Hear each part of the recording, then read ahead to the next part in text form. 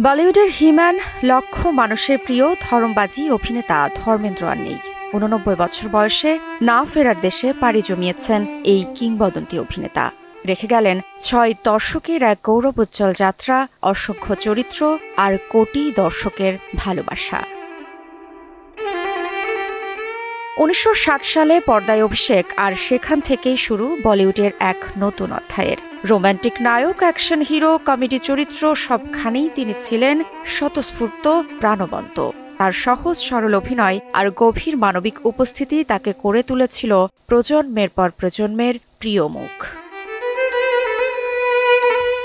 শোলে-এর ভীরু চরিত্র তাকে দিয়েছে অমরত্ব। ফুল আর পাথর, সীতা আর গীতা, ধরমবীর, চুপকে চুপকে প্রতিটি সিনেমায় আজও দর্শকের হৃদয়ে জীবন্ত।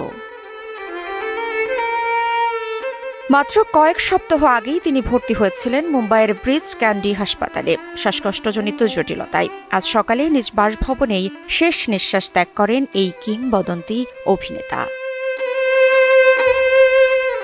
১৯৯৭ সালে ফিল্মফেয়ার আজীবন সম্মাননা পুরস্কার আর ২০১২ সালে পদ্মভূষণ, এই দুটি পুরস্কারই তার অবদানকে সম্মান জানায়। কিন্তু দর্শকের ভালোবাসাই ছিল তার আসল প্রাপ্তি।